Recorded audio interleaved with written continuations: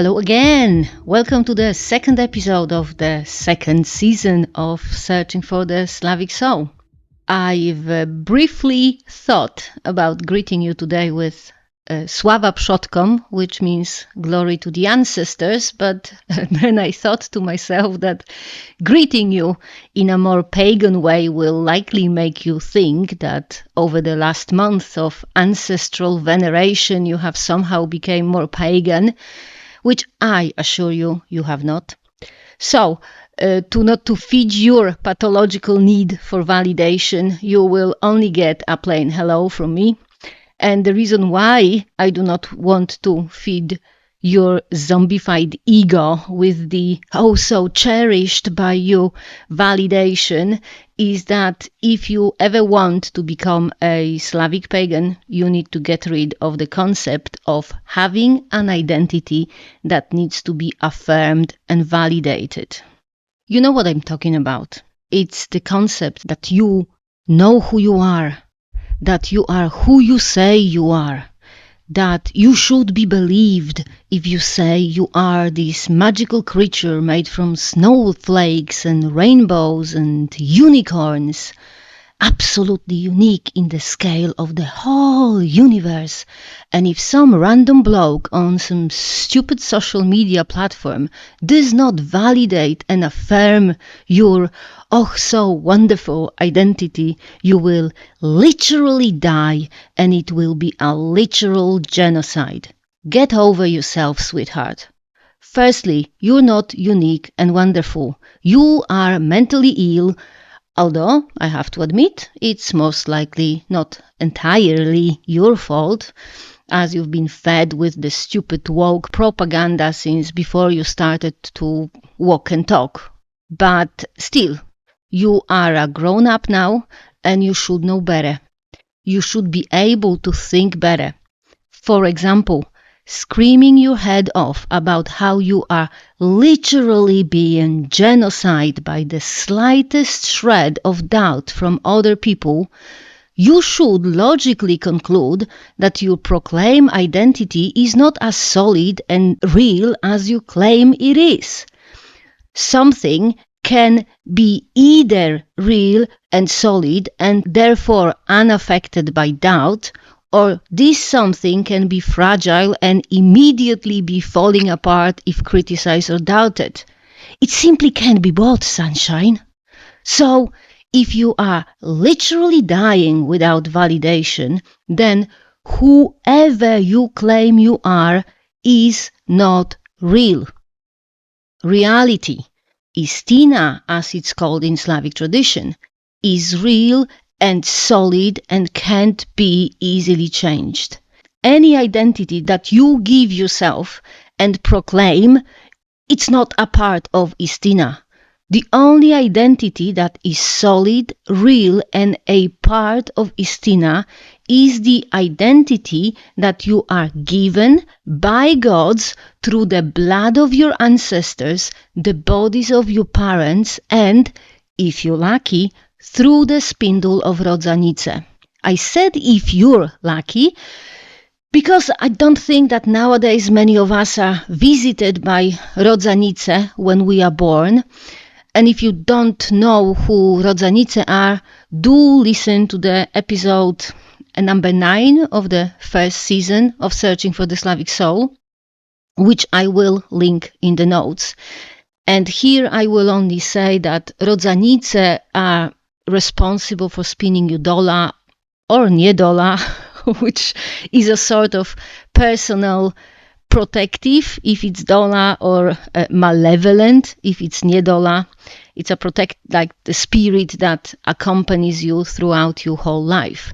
But we are not going to talk about gods and goddesses, and we are not talking about any sort of benevolent or malevolent supernatural beings, because you are still zombified, brainwashed, pseudo-Christian, neo-Marxist, Gnostic, and you are not ready to talk about any of this stuff. Today, we are going to talk about the identity that you so violently claim to have and that you believe it is the core of your existence and is valid and real, but at the same time you claim that it needs to be validated 24/7, otherwise it will just go whoosh and disappear because it's so fragile.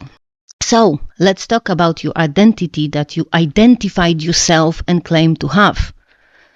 It's bullshit. That's it. That's the end of the talk. Now, having extensively and exhaustively talked about this moronic Gnostic identity you scream in everybody's face, let's talk about your real identity. The only one that you will ever have in your life, as well as about the ultimate identity you want to develop as a Slavic pagan. Identity is something that you can be identified by. If someone asks you to identify yourself, you can truthfully reply that you are so and so, born there and then, to so and so mother and so father. That is the only valid, stable, real, and undeniable identity you will ever have in your whole life. That is the only thing you can't change about yourself. That is the only constant in your life. It's such a solid, real, and self-explanatory identity that if you say, I am the child of my parents, no one will ever be able to question that. What more, you do not even have to name yourself, or, by the way, your parents, and everyone will know straight away who are you talking about. This identity of yours, being a child of your parent, is so solid and so real that is enough to be the basis of the identity of other people, such as your parents, your children, or, say, your siblings, if you have any. To give you an example, if I say my daughter or my mom, I do not have to identify these two women in any other way. Everyone will know who I talk about because in the whole entire world there is only one woman who is my daughter and one woman who is my mom. Which, I might add, makes being a mom and a dad absolutely the most kick-ass thing ever. Because apart of moms and dads, there is only a handful of people who can actually describe themselves accurately without using even their name or other descriptors like their profession or some other associations. There is the Pope, there is the Dalai Lama. They are recognized in the whole world. In, say, England, if you say the king, people will know who you are talking about. And then there are moms and dads who can be identified and can identify themselves as the mom and the dad. And not only everyone knows who they are, but they are the point of reference for a whole bunch of other people. This is why it's disrespectful to call your parents by their names. By using your mom and dad name instead of calling them mom or dad, you are disrespecting what they gave you, the reference point for who you are. You are using their name, the secondary identifier, instead of using a noun, mom or dad, which so beautifully and so precisely identifies them and you at the same time. But we are not talking about family ties today. We are talking about your identity, which, let me remind you, is not what you claim it is, but is what is either given to you by people closely related to you, or at the absolute most can be built by yourself through interaction with other people and takes a form of your reputation. So, you can identify yourself all you want as a wiedźma, which is Slavic witch for those who don't know, or you can identify yourself as Slavic Pagan, or even as the kokoszka twat I mentioned in the last episode, you can identify yourself as a Slavic studies scholar. None of it makes you the thing you claim to be. The only thing that would make you be the thing you claim to be would be if you actually were the thing you claim to be, and if it could be verified in an objective way. And as it stands, there are only two types of verifiable and real identity you can have. One is being a son or a daughter, a sister or a brother, mother or a father. It's the identity that is a result of your family ties. And the other one is doing the things that you are required to do in order to be identified as the thing that you claim to be. So, if you claim to be a healer, but you can't heal shit, you are not a healer, and no amount of screaming will make you one. If you claim to be a victim of the oppressive system, but you are being platformed by mainstream media and founded by international corporations, you are not a victim of the oppressive system, because victims of an oppressive system are not invited to conferences and TV shows, but are buried in Katyn or in Siberia, and no one, with exception of maybe a handful of historians, but otherwise no one knows their name or that they even existed.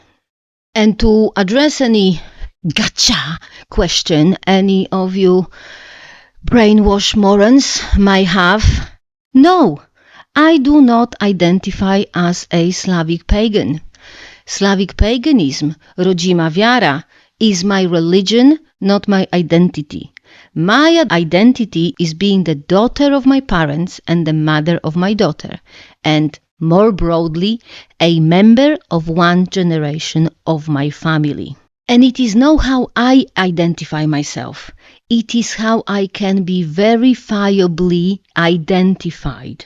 And there is nothing anyone can do or say to affect the validity and solidity of this identification. This is what makes it real. The fact that nothing you can say or do changes the fact that I am a daughter and a mother. This is what makes this identity valid. Similarly, any identity that falls apart and genocidally ceases to exist after some criticism is not a real or a valid identity.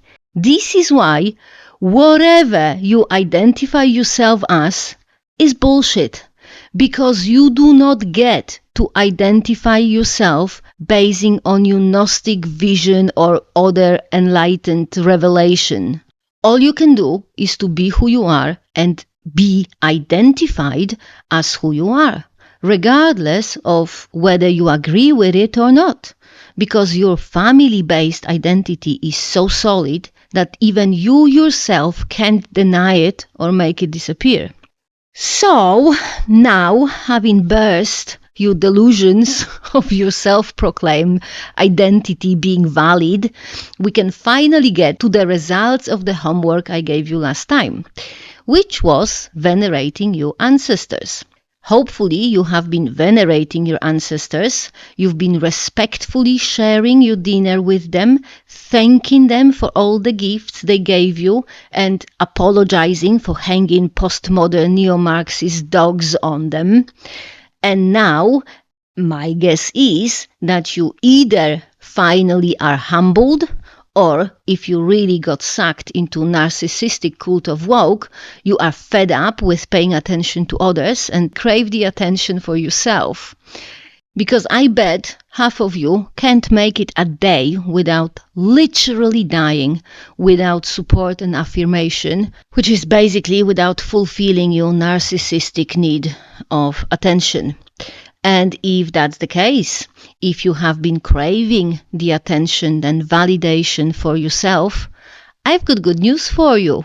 If you become a Slavic pagan, if you embrace Slavic pagan tradition and be smart about living your life, you will get all the attention, all the validation, and all the veneration when you become an ancestor yourself. Because the ultimate goal of a Slavic pagan is to become a venerated ancestor. Like Christians, for example, live their lives in such way to ensure they end up in heaven after they die. Or Muslims strive to get their virgins or whatever reward they get on the other side. Slavic pagans' goal in life is to become a venerated ancestor. Everything else in Slavic paganism, all the theology, cosmology, demonology, all the rituals and other fancy stuff that you morons do identifying yourself as Slavic pagans, it's all secondary. The ultimate goal is to become a venerated ancestor. And the secondary stuff is there to give you a frame of understanding of the world, so you can more easily and with less confusion achieve the goal of becoming a venerated ancestor. In a way, one could say that the theology, cosmology, demonology, and all the rituals are, as Jordan Peterson called them, maps of meaning. They are like the oldest, most ancient stories humanity passed through generations. They are there to tell you what's what, to help you to recognize what's the right and what's the wrong thing to do as a Slavic pagan. Like the story from one of the first posts on Vitya's blog, a story about encountering a snake king in the forest, which tells you, a Slavic pagan, what to do if you want to gain an ultimate knowledge about the universe. In this story, you need to take an embroidered rushnik and go to the forest at the end of the summer when all the reptiles move to Vyrai to spend the winter there. The reptiles, they move there to spend the winter there. And you need to go to the forest, not to Vyrai. You need to go alone, and you need to go at night. And when you see the traveling reptiles led by the Snake King, which, by the way, is Veles, but that is a story for another day because we are not talking about Slavic gods today. So you are in the middle of the forest, in the middle of the night, and you encounter the Snake King, the one that possesses all the knowledge about the whole universe. And you know what you should do to be blessed with this knowledge? Well, you will be surprised that screaming at the Snake King and showing him your newest tattoo to prove how devoted pagan you are is not going to work. Calling him genocidal fascist for ignoring your presence will not work either. The only thing that will work is kneeling on your rushnik, bowing respectfully, and waiting in silence for the Snake King to identify you as the one who is worthy of such knowledge. This story is such a beautiful map of meaning. It just shows you plainly and clearly how one gains knowledge. Firstly, by working hard. In the story, you need to get the rushnik first, so you need to cultivate field to grow flax, then you need to process the flax to get linen, then you actually need to make the linen rushnik. Secondly, in order to gain knowledge, you need to know how to gain it, where and when to go to encounter the Snake King. And thirdly, you gain knowledge by listening, humbly, respectfully, and in silence. I'm really tempted to tell you to shut up and listen, but I will not do that because I am not the source of ultimate knowledge. I am here only to talk you through how to become a Slavic pagan, which includes telling you what Slavic paganism is about and how you should practice it. And the ultimate practice of Slavic paganism is striving to become a venerated ancestor. Because Slavic paganism is all about venerating the ancestors. Even if you look at Slavic religious celebrations, every one of them is either related to veneration of ancestors or related to celebration of fertility, which is obviously the main way of making sure one becomes a venerated ancestor. To be clear, I am not saying that one can't become a venerated ancestor without having children. Absolutely not. Adoption of both children and adults into family or a tribe was a custom known to pre-Christian Slavs. One could also become a member of a family and even a parent by marriage. What's important to note here that while talking about a Slavic pagan family, we are not talking about the modern nuclear family. We are talking about a whole family tree with a network of kinship extending to both mothers and fathers' side of the family. Following this understanding of kinship, if you have brothers or sisters and they have children, you will be the ancestor of their children and the children of their children. But still, as they say, better safe than sorry, which in this context means that if you are a Slavic pagan, your best bet on becoming a venerated ancestor is to have children, instead of relying on your sibling or siblings to do the right thing being, of course, looking after your afterlife. In one of the episodes in the first season, I think it was the episode number 22, I mentioned that being a mentor also counts as being an ancestor. This claim was based on something that I heard from a person I consider very knowledgeable, but when I dug deeper into the topic, it turned out that it's not such a certain claim.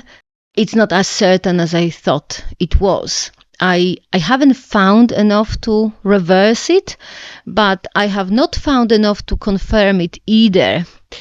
In the known to me literature on Slavic culture in medieval times, not necessarily the culture of pre-Christian Slavs, mind you, as written sources on this particular topic are scarce, nevertheless there is some mentions in the literature known to me of the concept of spiritual kinship among early medieval Slavs, although mostly it's mentioned in the context of noble families, which could indicate Christian influences, but still, let's be generous and say that spiritual kinship in a form of mentoring could arguably be part of pre-Christian Slavic tradition. That would mean that becoming a mentor to one or more members of the next generation could also be a way of ensuring veneration after your death. The only problem with it is that it rarely secures you longer than one generation of veneration. I mean, I will absolutely be venerating few not genetically related to me people after they die, because they had such a huge positive impact on my life, but I cannot reasonably expect my daughter to venerate these people too, mostly because she has never met them and has no idea who they are. I could obviously tell her about these people and ask her to venerate them after I die, but there's simply no way she will pass these to her children because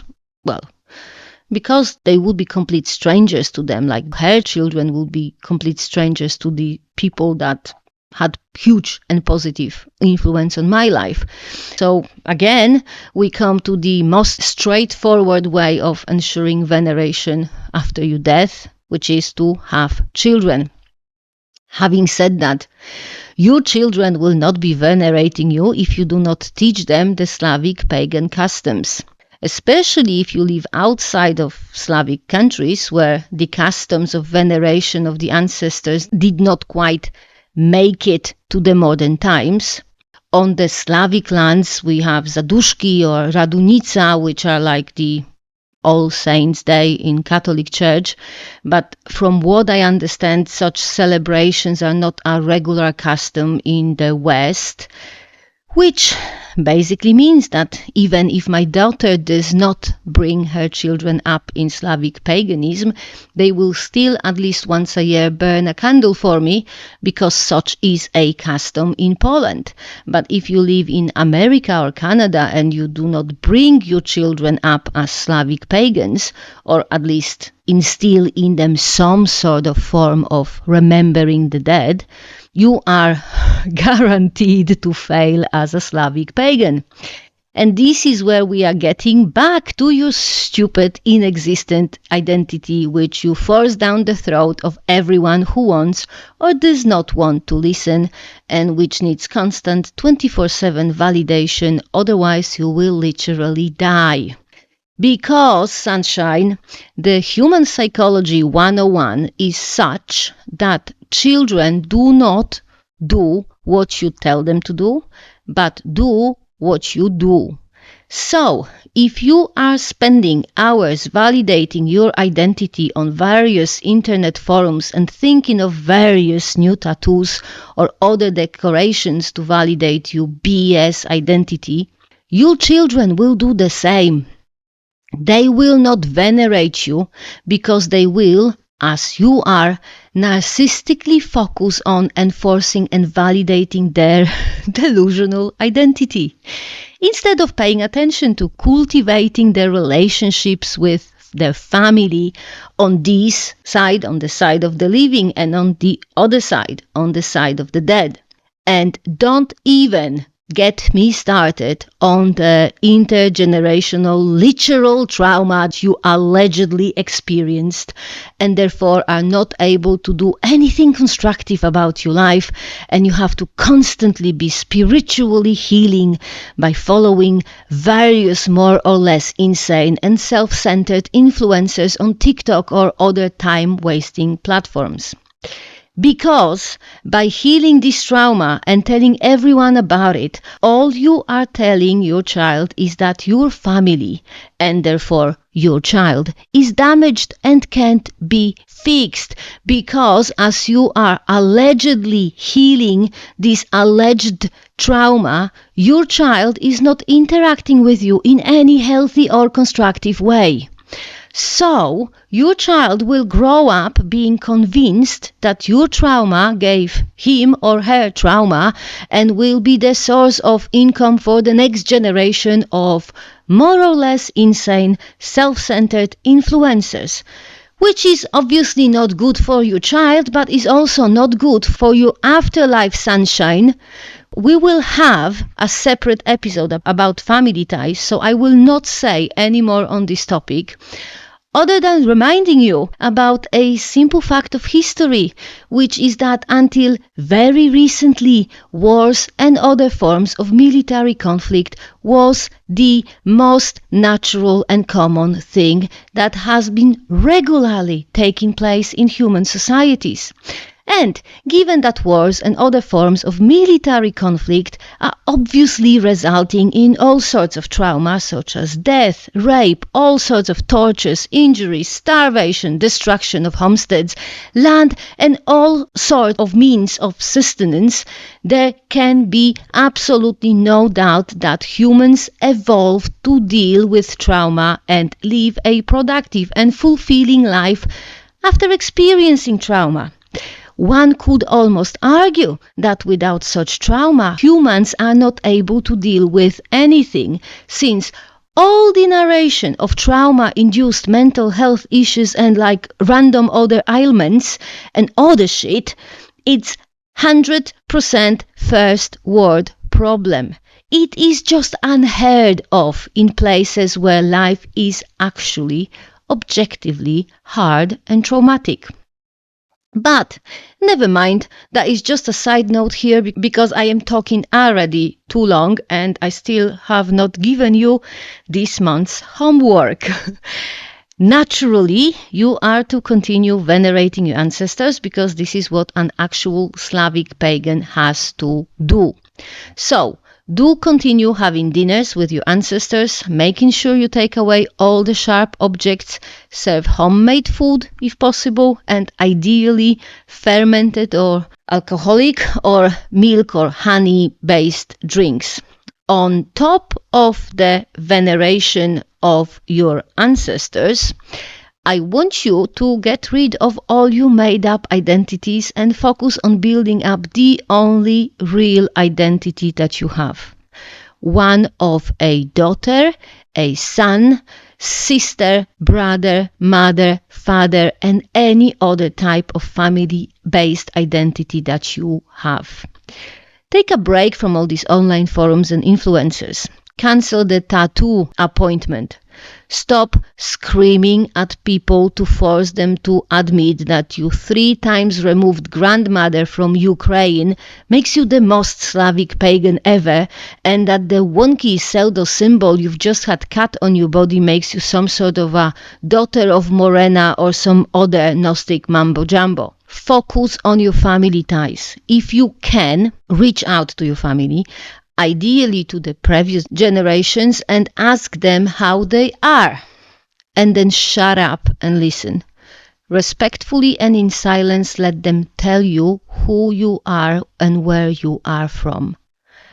And if you, for whatever reason, cannot reach out to your family, just get rid of all your made-up identities and focus on building up the only real identity that you have. A human being that is a daughter or a son. Whatever happened to you, your parents likely had it worse. Whatever you think you're lacking, your parents did not have that either. If you believe in the intergenerational trauma BS, start thinking how to stop it and how to protect the next generation from it. We will be talking about it more in the most probably next episode, but for now, try to connect with what connects you with your family and disconnect with whatever you think disconnects you. Because you need your family to become a Slavic pagan. You simply cannot become Slavic pagan on your own. It's not possible. And that is all for today.